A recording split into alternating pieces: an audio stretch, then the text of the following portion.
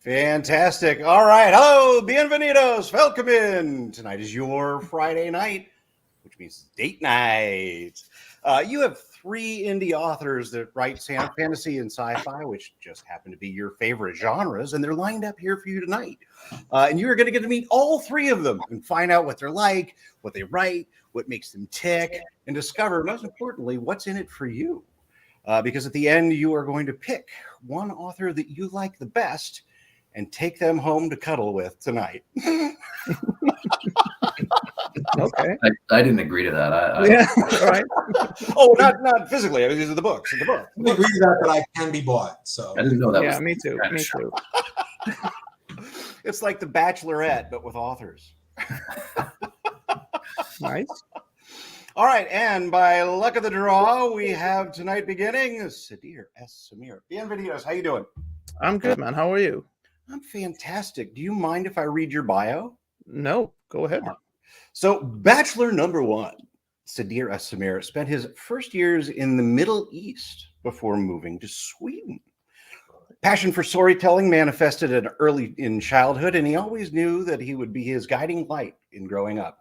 That passion eventually led him to the video game industry, where he's working as a game writer and producer for almost over a decade. Now he lives in the medieval city of Uppsala, which I may or may not be pronouncing right, where he writes tales of the fantastical and bizarre. Opening question: what is it like to live in a medieval city? I mean, I don't know if this makes sense to a lot of other people, but like Sweden is kind of an old country, right? So we have a lot of medieval architecture and stuff like that all over the country. But Uppsala specifically is, I think, the oldest city of Sweden. So a lot of the architecture and stuff, when you go out, just harbors back to like the 1300s or something like that, which is really cool.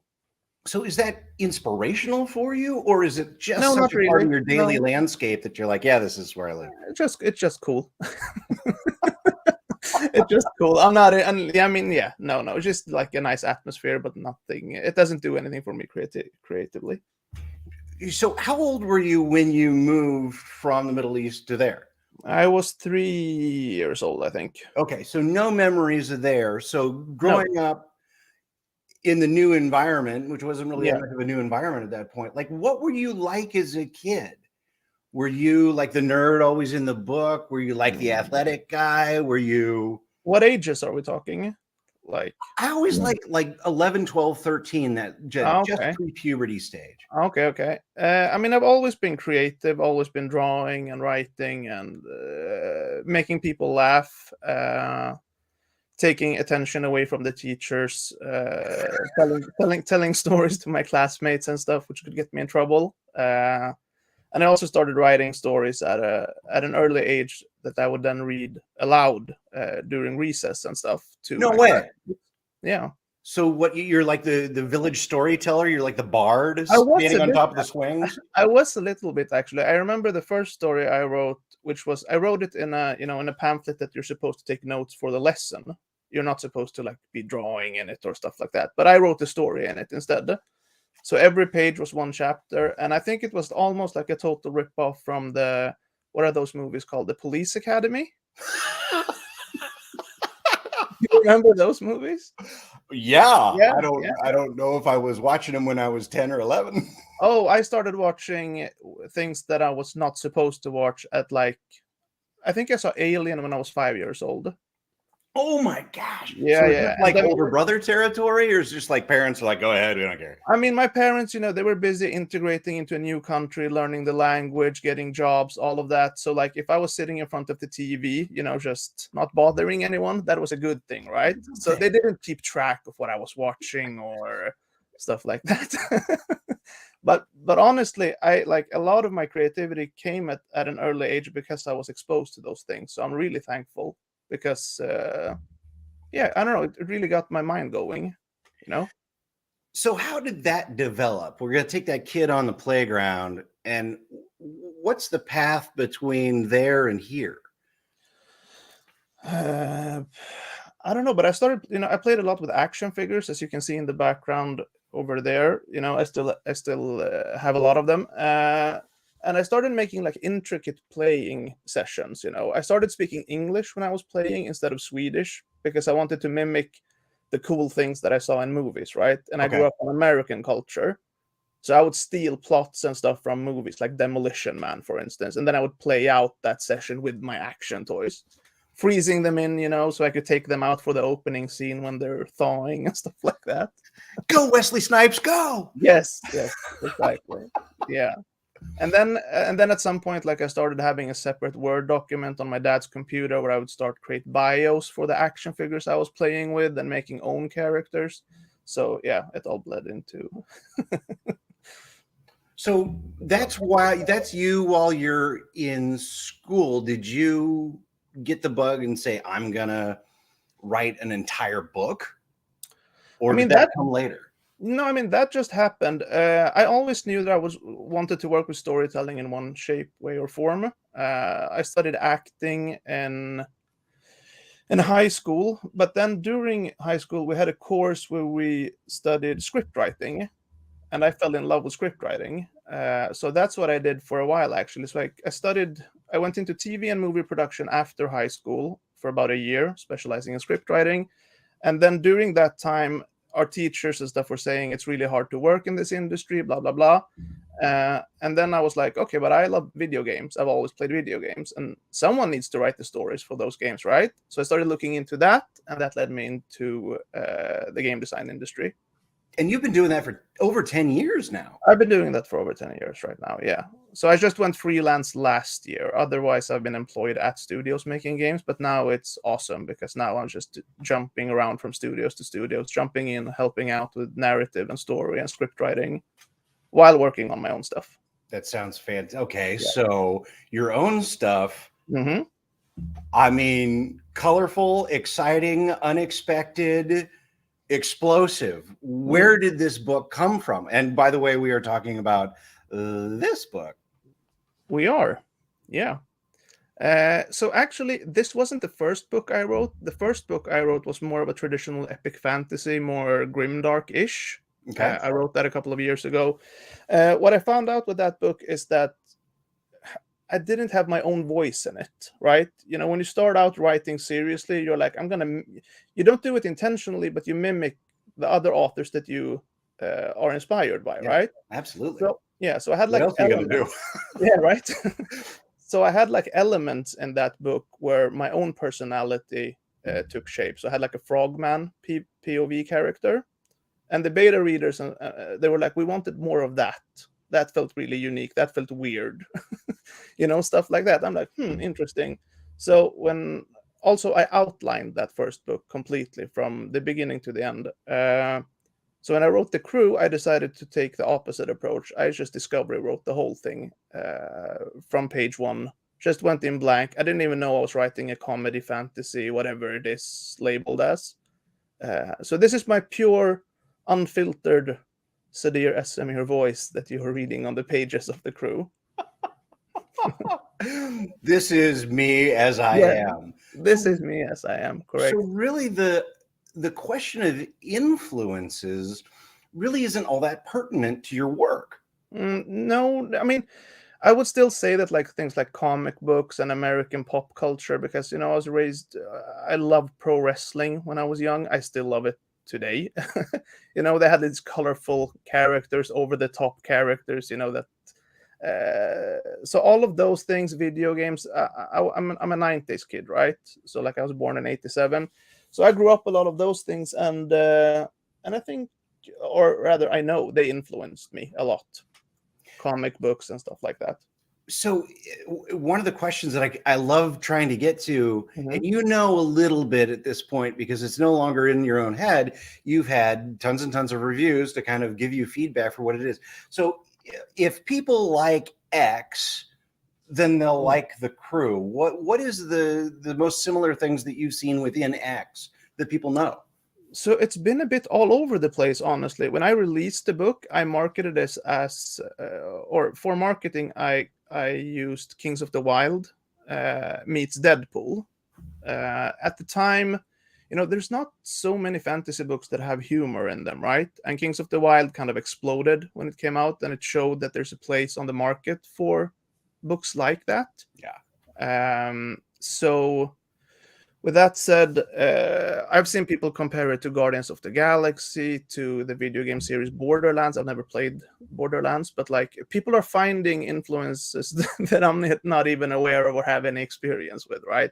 Different mangas, different animes. They're like, this reminds me of this, this reminds me of that, yeah. But I still think that Kings of the Wild meets Deadpool is still an apt.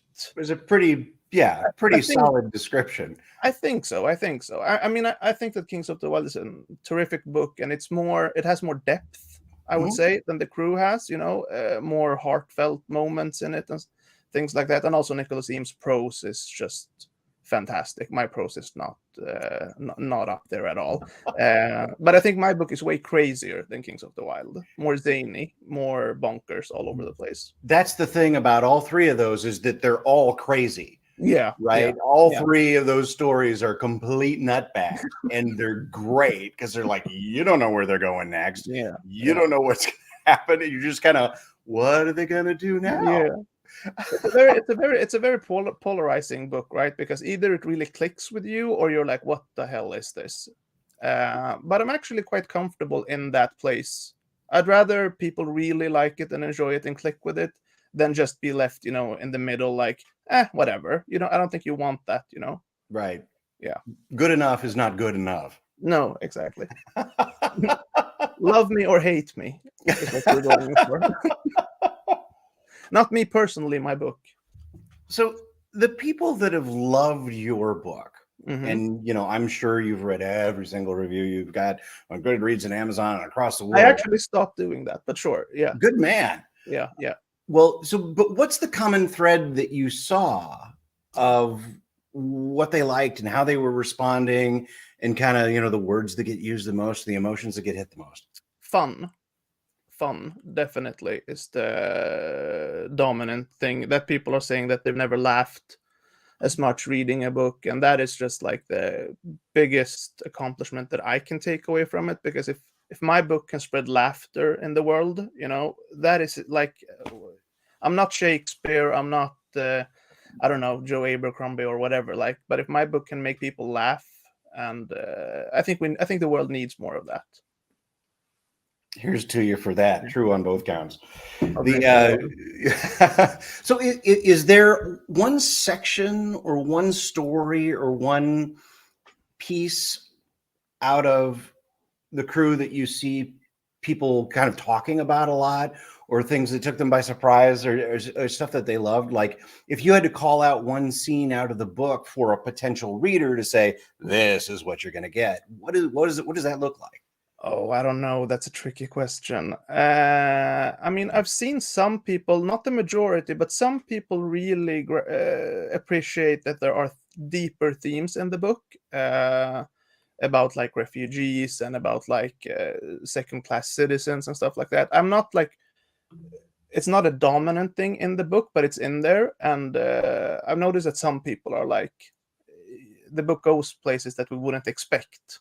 And that just happened because I'm a discovery writer, right? So being a refugee myself and growing up in a country that isn't really my country, that just bled into the story. I didn't know that that was going to happen, so that was interesting.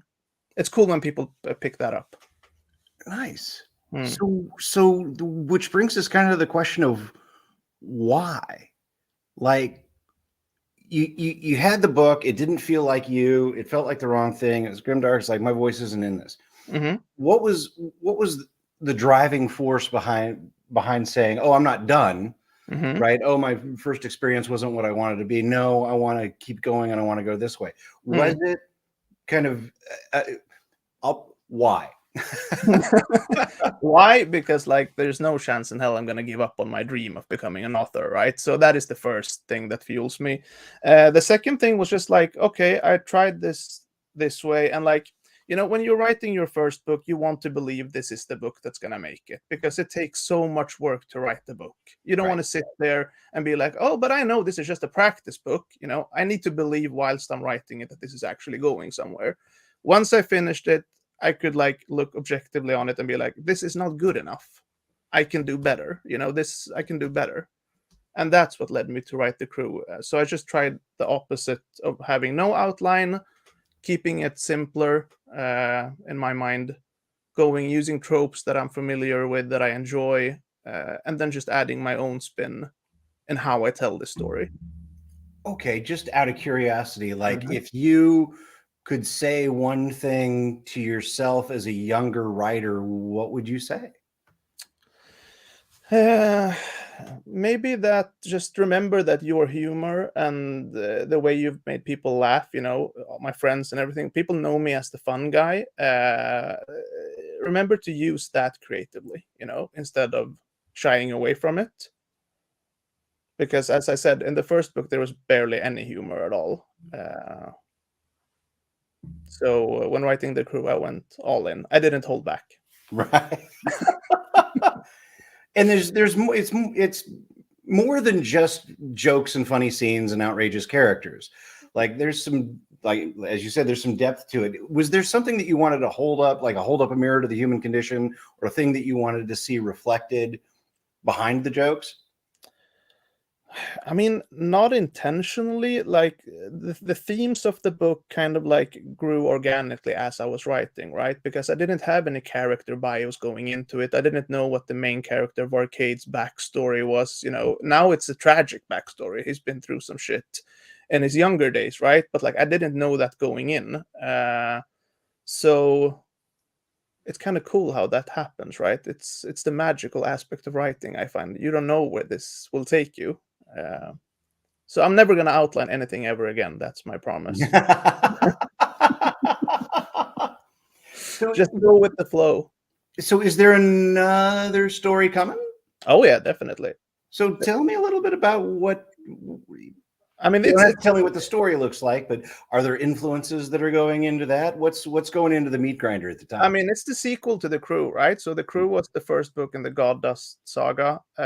So I'm working on the sequel right now, and I have a lot of plans for this world that I've created. So the main trilogy will focus on the Hara region where the first book took place, and we will do more world building and let people see more of what's going on, raise the stakes.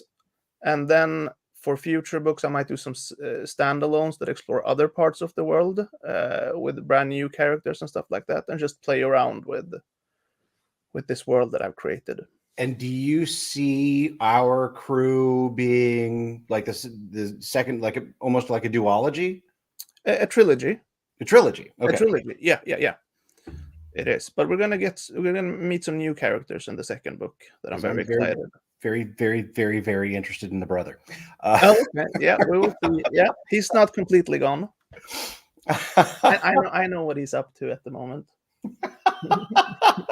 So, like, do you have a favorite review that you've had so far, or something that somebody said about you, your work, your writing, that really just kind of resonated with you and made your day, made your week?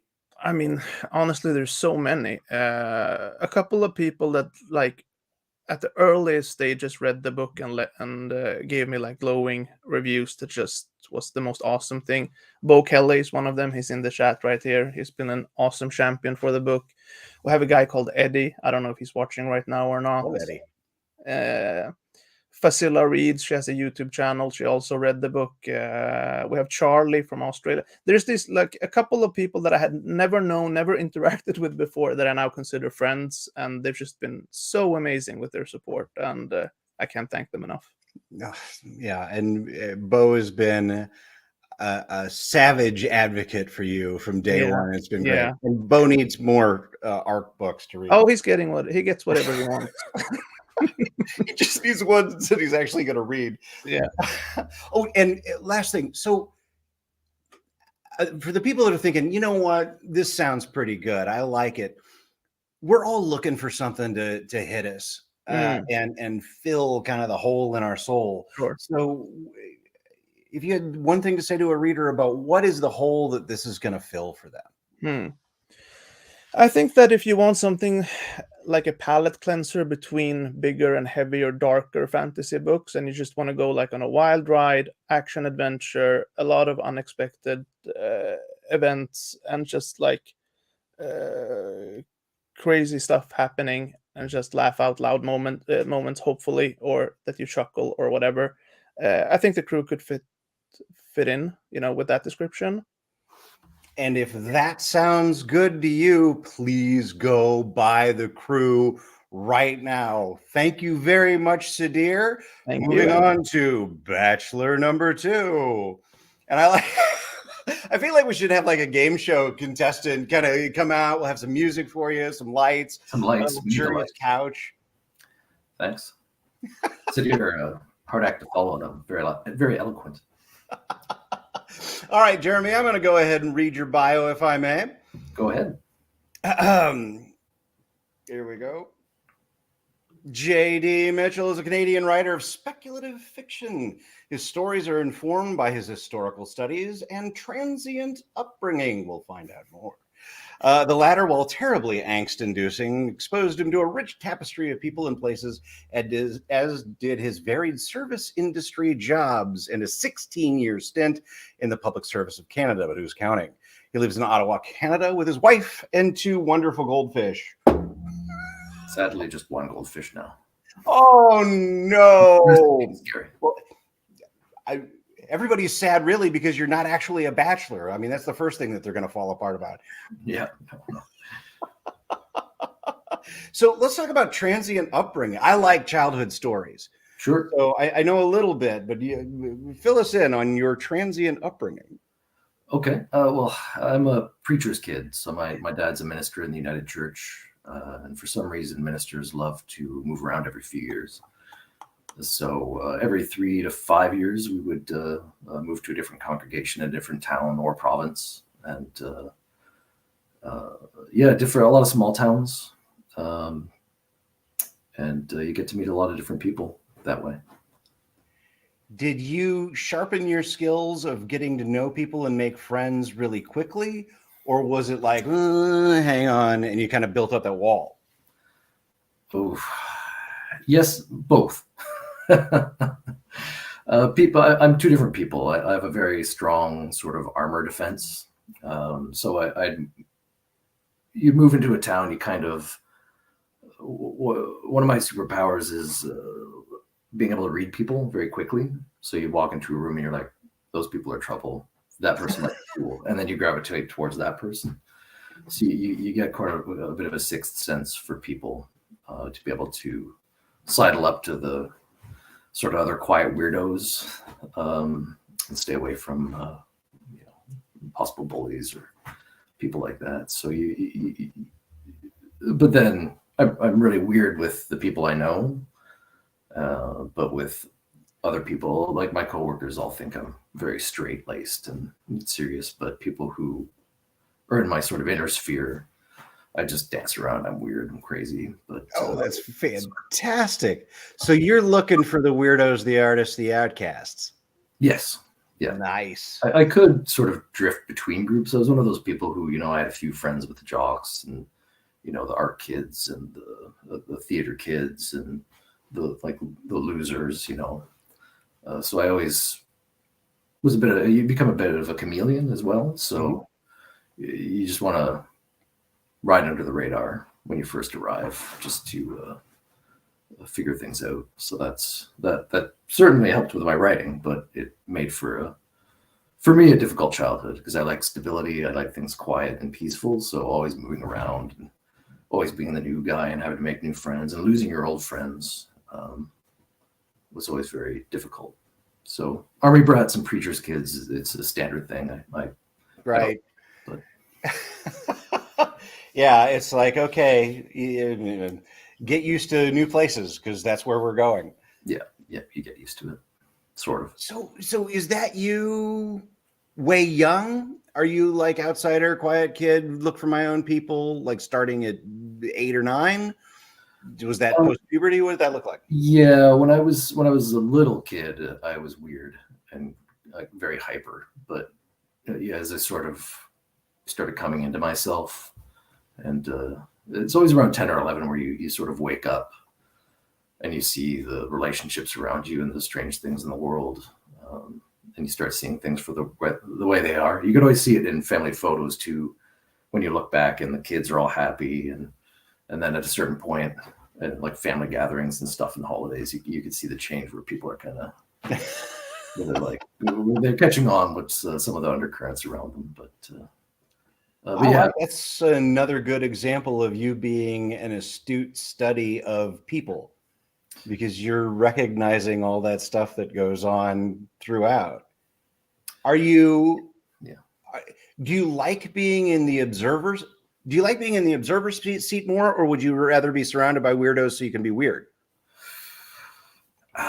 It's rare that it's great when you find a group of people who have sort of, they're within that like 5 years before and after your age range, and you all have the same kind of feel, like references, and you could throw out a weird reference to some movie or show that normally people would just kind of look at you askance, but they get it and they laugh, and then they throw something out because they get it. And when you can find those groups, that's great, but it's hard, it's rare.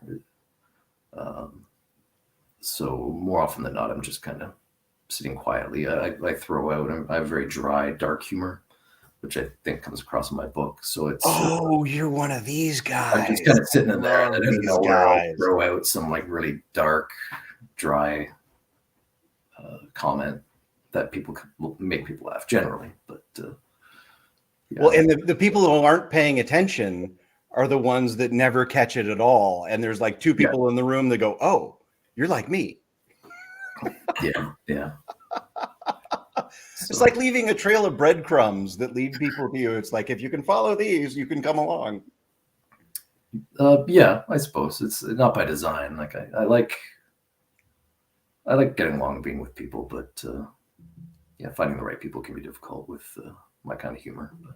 So you're a little bit isolated, but looking for your crew. And where does the writing come in? Is this something that was, I read this and, I needed to start doing my version of this? Or how did that start coming out? The more I only really started writing recently. I started December 2018, I think. Mm-hmm. When I was young, I remember I wrote a really dark story when I was in grade 3 that made my teacher worried. Right. I think it was a ripoff of like a Conan the Barbarian story or something that had like an elephant-faced kid. There's a sci-fi story. There's sci-fi stories like that. I was just ripping stuff off, but she thought it was weird and disturbing. So when I was younger, probably from like 8 to 10 or 11, I was writing little short stories and stuff, but then I kind of got away from it. I don't know why. I think it was just too hard and I got lazy. But and then I just got caught up in life. Right. Things change. Most of my writing was like role-playing games. I was always the DM for my group, and I told stories that way, just entertaining my friends. But it was only about 4 or 5 years ago that I really started getting into it again. So I was changing gears in my career. And I was at a point in my life, because I'm an elder millennial. I'm 43 now. What year is this? Yeah, 43. So elder millennial. Oh boy, we have to start dividing them up into sections.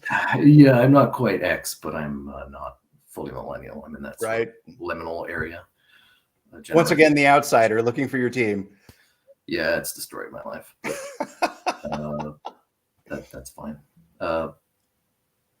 Yeah, so I came into it more recently, where I sat down. I'd written little bits and pieces, but I was just stopped. But this one story sort of took root. It's Springtime Harvest. It took root in my head about 4 years ago, after playing a solo D&D session, because I just wanted to get into I've been playing a lot of 5th Ed with my friends and doing a campaign with that, and I just wanted to get to the old school, just to pick it up again to see what it was like. And I rolled up this random character who was actually Haskell, and just played this quick game, and it was just a miracle he survived. You know what? This would be fun to write as a short story, because like all the beats were there as for a story. And that got me thinking, and this idea took hold, and I had to write the story. It wouldn't let go, and I just kept at it. And that's where Springtide Harvest came from. It was a short story, and then it became a novella, and then it became a short novel. and then it became the novel that it is over like 20 different versions. How long did that take? Well, I released it August last year, and I started writing it in December 2018. So I got it to a point where people liked it. I was like, I'm just going to write this thing and have fun with it. And I didn't know that lit RPG was a thing at the time. Right. I've only since learned about lit RPG, which for people who don't know it's basically you're writing D&D with some stats thrown in. So it's writing about the game, but in a more literary fashion, but also with rules involved. But had I known that, I would have just written it as a lit RPG and like released it on Royal Road or something. But I only learned about that recently. But yeah, it just wouldn't let go. It sort of became my story in a way. Because I grew up playing AD&D like first edition, and I've watched Dungeons and Dragons transform and grow and become more inclusive, just become faster, more fun. And playing fifth edition, we have a lot of fun, but it's a very different game from first edition. Oh yeah. Which I was actually playing it with friends who I played first edition with. I got in touch with them, hadn't seen them in years. One I hadn't seen in like 20 years.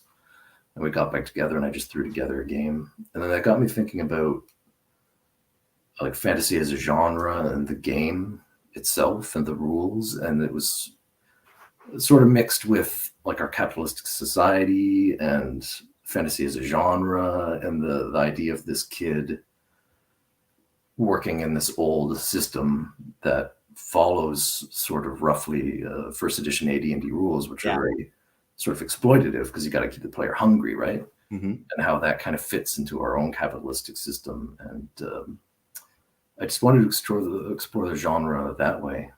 So it's at its heart, it's an adventure story, but I also was, from a personal level, trying to explore how I felt about everything changing, because I do like new D&D, but I also like old D&D, and I'm old enough to have experienced and appreciate both. So I just wrote this young character who wants to be an adventurer because he grew up on the old stories in the world, and there's also like interwar, World War I, World War II kind of aspects as well, where you're in this. He's growing up with the stories, which are just stories. He's sort of bought into the idea of the heroes of an older age, and he goes off, and but it's a very different world. The world's changed around him. So like old gamers like me, the world's changed. And we're seeing it now with the whole OSR discussion on Twitter and everything, where some people just can't let go, and they're unwilling to consider any sort of change. And I wasn't sure where the character would end up when he went through this story, because he wants to be an old style hero, and like unsurprisingly he hits a lot of roadblocks because the world isn't what he was raised to believe it is. The stories of his famous grandfather aren't in any way like he thought they would be. So he's just he's a bit of an idiot because he's an adventurer. He's not particularly smart. He wants to go out and fight monsters and glory and win riches. And, but the system's designed to sort of fleece people like him. So it's him trying to grapple with reality versus the fantasy in his mind. And he's an outsider. He meets a lot of other outsiders, and they form a sort of, he gets this motley crew together, and they all have to sort of figure out who they are and what they want to be. And yeah, it's a rough go for them. But so when you were sitting down to write, like, this blossomed over time organically. Did you have writers that were influencing you as you went? Were there people that you were pulling from? What were your influences in putting it together? Yeah, it's well, I mean, obviously D&D. Like I'm one of these new writers who don't read as much as they should. That I'm sure established writers hate. And we were more visual. We were based more on around movies and scripts. So it's hard because I'm a sponge, you know. So I pick up ideas from everywhere, from movies and TV shows and books. The early books for me were sort of, I don't know if people are familiar, everybody seems younger than I am, but ElfQuest with Wendy and Richard Pini.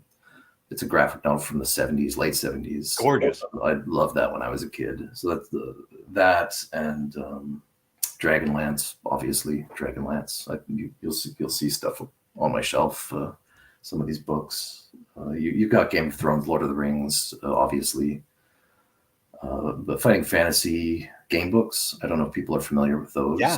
Like a lot of my sensibilities come from that, in terms of just the grim, sort of dark world of fighting fantasy. Really stuck with me as a kid. I really loved that as a kid. I couldn't get enough. So what are you seeing your audience react to in terms of, I like this because it reminds me of this? Like with Springtide Harvest, are there books and stories that you feel are similar, or that you have seen reviewers feel that it was similar to? Yeah, I've recently learned of, well, I mean, obviously Dragonlance. If you like, a lot of my early reviewers made a link to Dragonlance and just Dungeons and Dragons novels in general. Bo, he's getting a shout out for me too. He's recently mentioned, I'm still waiting for his review, but he's mentioned that it reminds him of The Coward by Stephen Arians. Oh, wow. Okay. And I like to think it's a bit like Sharp Books by Bernard Cornwell. Absolutely. That was a big influence on my writing. But it's hard because I'm not super well read, especially in the fantasy genre. I read more like old sci-fi books and that sort of thing. I don't read heavily in fantasy. So coming into it, I love fantasy and I love role playing, and I wanted to write a fantasy. I just wrote a book. I wrote the book that I wanted to read. So it's got my interests and themes that I really enjoy, darker themes and found family themes and outsider themes, obviously. And is there one scene or sequence in the book that really either resonates with readers, or you feel like, oh, this is what it's all about, or this is my best scene, or if you want to get a feel for what this book is like, do you have a sequence that goes with that? That's a tough question without going into spoilers. I mean, yeah, Haskell's main sort of comeuppance, where he's really it's towards the end of the book, Haskell's lowest point, probably 2/3 of the way into the book. So I don't want to give spoilers, but well, that's okay. You don't have to do spoilers. I just wanted to see if there's anything in there. So the one that I really want to get to is, we've all got the hole in the soul and we're looking for something to fill it. What is kind of the hole that this story fills for readers? Well, it's a quick read. It's a fast read. One of the biggest comments I get in reviews is that it's well written, which thank you. So it's well written. It's a fast read. It's just an adventure story, and it's a character study. I didn't want to write like a high sort of fantasy. It's more like I'm more like Stephen King, who gets into the heads of characters. And I just wanted everybody to feel like a real person and for their motivations to all feel real. So if you want, I find a lot of people who aren't actually fantasy fans like this book. So if you're fantasy curious, or you like character study books, I think it's a good read for them. And it's just a good adventure. I wanted an adventure. A kid goes off on an adventure, and learns some hard lessons along the way. And I think if that's what you're looking for, and you're especially if you're sort of into sci-fi or other genres, and you're interested in trying fantasy, this is a book that you might want to try out.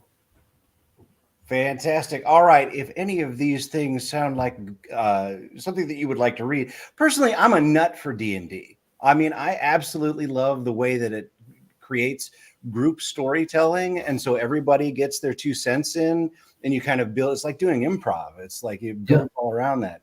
And seeing something that comes out of that, to me, seeing something that comes out of that is absolutely fascinating and amazing. So if this sounds good to you, please go out and pick it up right now. And thank you, Jeremy, very much for taking the time. I appreciate you. Yeah. All right. And we're going to move on to JCM Berne. Unfortunately, I have an issue I need to deal with. So, Joe, hang on for a second.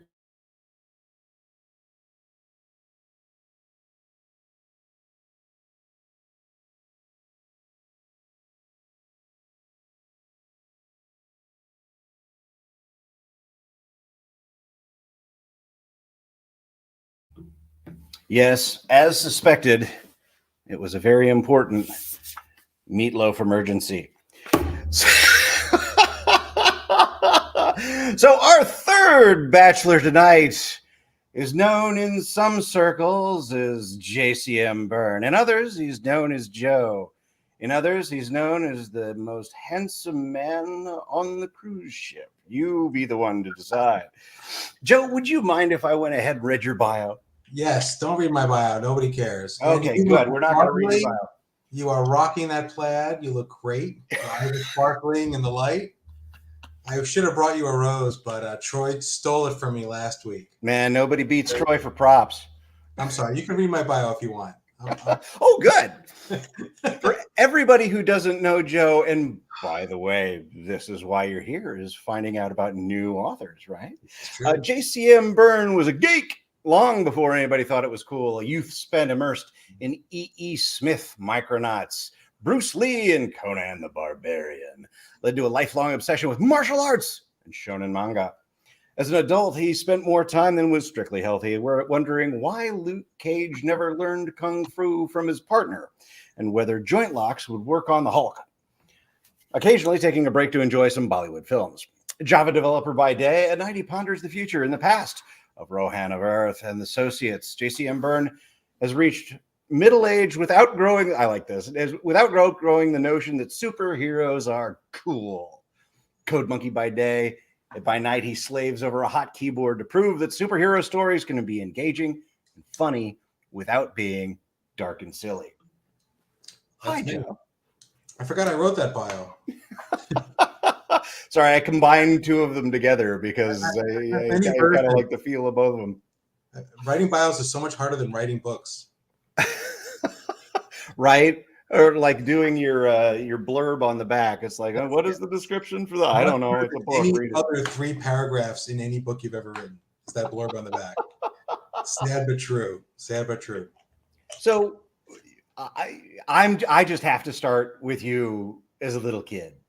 So what does little JCM Berne look like? And I'm, like I always do, 10, 11, 12. Just read the bio. It was exactly that. I was that kid. I read too many comic books, and I'm sure I was bullied my fair share, and I thought it'd be cool if I knew kung fu like Bruce Lee and I could fight and defend myself. And then at some point I was like, oh, I'm going to take classes, and I did. So that led to the lifelong love of everything. And unfortunately, Joe is also not a bachelor because there is a picture of him with a lightsaber at his wedding. I was trying to find it's somewhere. The battery died and it started making lightsaber swishing noises because the wedding pictures are from 5 years ago. So the lightsaber started making like the lightsaber noises even if you weren't turning it on. So I had to stick it in a basement or something until it died. It was but I have it somewhere. But I couldn't dig it up in time for this show. So there is a that was my people get you get your cool gifts for your wedding party. All the groomsmen, you'll get like a drinking horn or something. I got everyone combat ready lightsabers. That was my thing.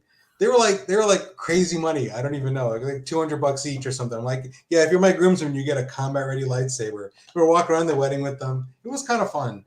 They held out the lightsabers to make a little tent. Everyone crosses them, and my wife and I, when we newly married, walked under the crossed lightsabers held up by the groomsmen. It was a good time.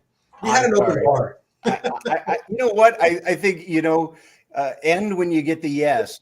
Ladies and gentlemen, if you want an author who had a swordsman ceremony at his wedding under a series of lightsabers, Joe is the author for you. That's me. I don't know if anyone else on this speed date can say that. It'd be weird if they could, though. That'd be what a coincidence. What a coincidence. Yeah. So, no, I'm a stick because I know you. I'm ruining your flow, man. I'm so sorry. No, just because I know you a little bit, I wanted for people who don't know you to get to know you. So that's fine. Like, who were your influences when you were a kid and when you first started out? Come on. So many, but I'm gonna echo what your other two dates have said tonight, which is a lot of my influences are not. I read a lot of novels, but I read a lot of not novels. And I watched a lot of kung fu movies, and I read a lot of comic books. And if you read my books, and you're going to see just as much influence from like Jim Starlin or like Invincible or other titles. The reason I have a superhero is because of those cool visuals from comics of like some guy flying through and crashing into like a spaceship. Those visuals have this impact on me, but I can't draw. So, what am I going to do with that neat idea? I put it into a book, and those are my influences. So I've been thinking about this because people will be like, "Oh, your character's a lot like this for Rurouni Kenshin." I'm like, he really is. I didn't even think of that writing the books, but sure. Because what happens is, as a consumer, you read all these things, you consume all these media, all these different properties, and then they all contribute to your idea of what a story should be. You don't necessarily remember, because I read this when I was 8. That's why I think every story needs to have this in it. It just happens. So. Kareem wants to know, does Kung Fu Panda count? Okay, I have a whole story. Kung Fu Panda is a fun movie and a lovely movie. I think it's a bad martial arts movie. And I'll tell you why. To me, the core of a martial arts movie is the main character is not talented as much as he is skilled at combat because of discipline, because of hard work. All the training montages are key to the true martial arts movie. The guy's gone to a master, said, "I will do whatever you tell me, and if you tell me to stand on 2 fingers, for hours on end, or carry jugs of water, I'm going to be good enough to like avenge your death one day." Right? This is the storyline of a great kung fu movie. It's not, I happen to be super talented because I was born lucky. Because that's not a martial arts hero. And Kung Fu Panda is not that guy. Kung Fu Panda suddenly realizes, I could do martial arts all along because I'm a genius. I'm bold. And he doesn't really ever train hard or really practice that hard, at least not in the first movie. And it's a bad kung fu movie, which I didn't realize that when I first watched it. I have a funny story. So my son is adopted. We're watching Kung Fu Panda. He was like 3 or 4. And he looks and watches the movie. We get to the revelation that Kung Fu Panda himself is adopted, the character, right? Because his dad's a cricket. So it's kind of obvious to everybody else. And my son looks at me and he says, "Dad, I'm adopted too, right?" I'm like, yes, you are. And he's like, "Does that mean I know Kung Fu?" I'm sorry, buddy. It really doesn't. If you want to learn Kung Fu, you've got to take classes like everybody else. It doesn't work like that. One of the things that you've said before that I really have thought about a lot in the meantime was that it's a story that gets told that if you just work hard enough, you can do it, because everybody believes that they can just work hard enough. I just wanted you to talk about that real quick. The alternative is you can work as hard as you want and you'll still be a failure. No one wants to hear that. And the point of the story isn't necessarily that it's true. It's more that it's hopeful. Tell me that if I try really hard, I can get whatever it is. I can, again, avenge my master's death. I can, marry the woman of my dreams. I can whatever. And does it really work like that in the real life? Of course not. You can try as hard as you want. Only one person wins the gold medal in the 100-meter dash at the Olympics every 4 years. There's a lot of people working really hard to get that goal. Most of them fail, right? Like, I'm sorry, it's true. But we like that story. I think we not only that story. We also like the story of the heroes trying and failing for a variety of reasons. I've talked about that before. We sometimes like dark stories where the heroes fail. There's a different thing you get from that. Yeah. Some people can only relate to those. Some people, when the hero works really hard and achieves their goals and wins, it knocks them right out of the story. They can't suspend disbelief. That's fine, right? That everyone needs their own thing. But I personally like the story where the hero achieves through some kind of virtue. Hard work's a virtue. If your virtue leads to your victory, we love that. We want the morally correct person, the virtuous person, to win.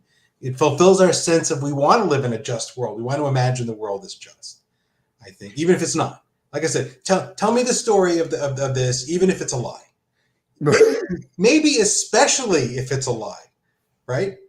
Maybe it's the lie I need to hear. Yeah, I need this lie sometimes. Tell me that if I work hard, I'll get the things I want. Even I'll be on that New York Times bestseller list if the New York Times still exists. and whenever I'm selling that number of books, So just keep the list. But if paper will be gone. But if I sat around and thought, if I write books, I'm never going to amount to anything. No one's ever going to read them or care. I wouldn't have written any books. So this dream, this delusion I have that if I work hard enough, I can make books people will read, and I can be a New York Times bestseller. I don't really care about that specifically, but as a stand-in, if I can believe that, then I'll write books. And you know what? I did, and there are people who enjoyed them, like achievement unlocked, right? Achievement unlocked. I'm not a New York Times bestseller, but something's been accomplished here. I could have just watched more TV, but instead I wrote books, and that brought joy to people. Like this is a win. So I want to try a 3 and 3 for people that don't know you and haven't tried you out yet. Okay. The first 3 I want to do is books that you see in the marketplace from whatever time period that are, I'm not going to ask for similar to, I'm going to ask for, if you like this type of book, what are 3 that are a good fit? Yeah, I got to tell you, if there are comps out there, I wouldn't have written my books. Like if I could have read similar stories. So Invincible, which is a graphic novel, which I highly recommend. I think if you like that, you like Wistful Ascending. I think if you like the Marvel movies, but maybe a little more serious in terms of the plot lines, a little more straightforward. It's a little less. The dialogue might be funny, but I don't think my story's not as comedic. Like the third Thor movie, I think, is a good comp. Not the fourth. Not the second, please no. The third, the good one. You know which one I mean. If you don't know which one I mean, you're not the person I'm talking to. The third Thor movie. I can't think of an Simon Green, Deathstalker series of like space opera, magical power having guys, and campy, lovely stuff. Simon R. Green, Deathstalker, which sounds, it's old. I'm an old man, so I'm gonna give you an old best movie ever made. Thor 3. I wouldn't argue. I wouldn't necessarily agree. I don't know. I'd say Bahubali would be better, but that's that's an argument we can have some other day. One of the best Marvel movies. We can at least call it that. So in pairing with this, and I want to give you 3 more opportunities because you already kind of went there. With you, I'm really interested in, okay, this guy does not get all of his references from books. So in pop culture, you've already got Ragnarok. Give me 3 more from pop culture where if you like X, then Y. Invincible. And here's the thing. So there's a lot of Telugu movies that I've seen whose names I can't pronounce and whose names I can't remember because they're in a language I don't speak, so it doesn't stick in my brain. If you go on Netflix, you'll find them. If you go to Bahubali and then you see what else is, if you like this, you'll also like these. And what I love about these films is the South Indian film industry is really committed to these over-the-top heroic characters that are larger than life and their powers are enormous. And it's like, you don't feel tense, like, are they going to win? It's more like, how cool will they look winning? How cool will their hair look in the breeze as they knock out the bad guy? How funny and clever will they be as they do it? The tension is not coming from this sense of, oh my God, this problem seems insurmountable. This problem is this guy going to bother trying? And if he does, he's clearly going to win, but how cool will it look?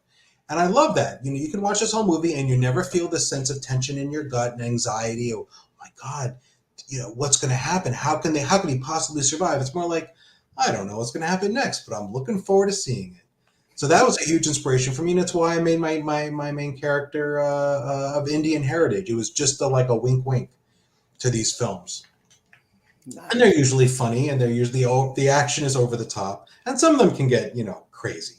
But Sure. Anytime you slide a horse under a truck, you're doing okay. yeah. But if you want to see what I'm talking about, you can watch a little RRR and Bahubali. They borrow a little more from Hollywood in the sense that there are grim moments in those films. But there are other movies from the same film industry where the grim moments are toned down and the victory sequences are toned up. Yeah. So and that's really to a certain extent that's what I'm a contrarian. I saw this. They're doing this thing where we're going to make a movie that's going to be fun to watch, even without a dark moment of the soul in the second act.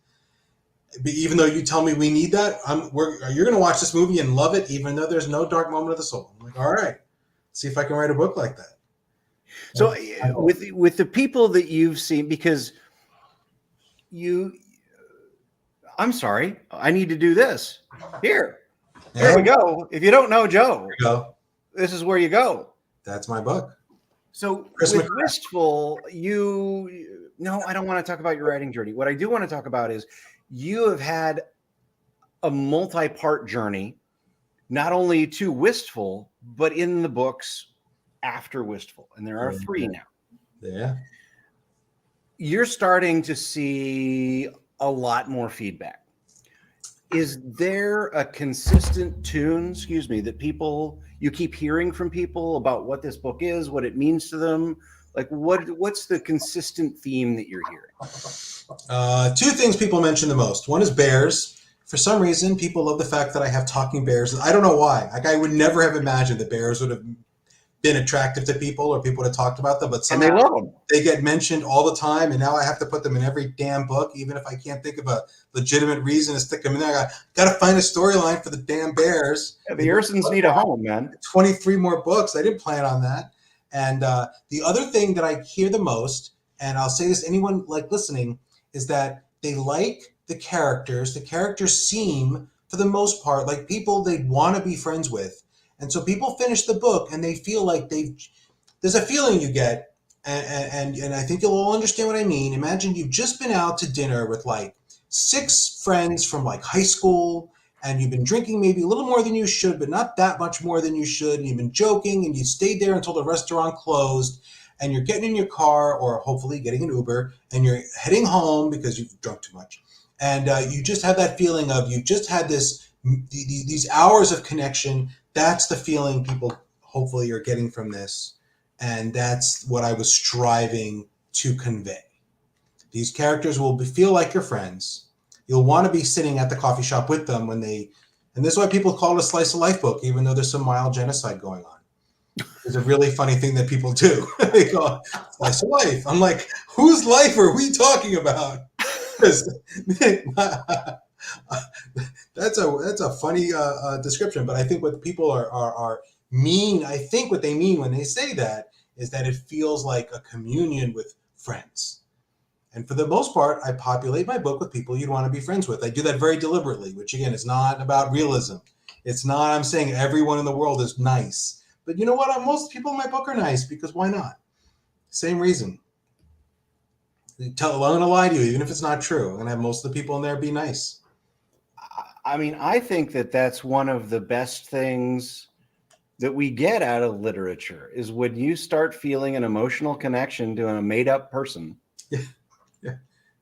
And that's what I want. And I mean that's why you have to give the characters flaws. My characters have flaws and they all make mistakes, and you have to make the mistakes varied, and they can't be too annoying. But I mean, most people come out of this book and like, I'd like to be at that dinner table because I always have the dinner table scenes somewhere in there where they're eating, food and drinking and talking about whatever weird shenanigans are going on. After they kill the giant, the things trying to destroy the earth, they have to have a party. And I'm like, I'm going to write that. I'm going to make 2 chapters about the party where they're all drinking stuff that Poseidon brewed underwater that no one knows what that is, but they're drinking it, So, I hope people who read the book are like, man, I kind of wish I'd been at that party. That sounds like a fun time. So basically what you're saying is if you want to feel like you're part of the party, and if you want a bunch of people to hang out with you at the party, then join my Patreon. No, I'm kidding. I don't have a Patreon. No actual Patreon. Someone's going to email me. I couldn't find it. No. You can sign up for my newsletter. I have a website. That's what we're really going for tonight, folks, is not to read the book. We just want you to join the Patreon. Join the Get Patreon. on there. Totally kidding. All right. Well, thank you very, very much, Joe. I Thank you, Andy. appreciate you. And if any of these things sound like they're appealing to you, go and buy the book. Yes. Thank you very much. All right, you and me. Now, I just want to talk with you for a second. So you've seen 3 fantastic storytellers tonight, and some of them sounded really good to you tonight, less than an hour ago. And so what I'm asking is for you to say, you know what? I'm going to give that one a chance. And I'm going to go out and I'm going to get that book on Amazon right now. You're on your computer. And go grab one of these 3 books. And if you really want to support indie authors, then buy all 3 of them. What's the total cost on that going to be? $10? Go ahead and go and grab them. Dig in. Try something new. And hopefully you'll find something that you love. All right. Good night. Boop.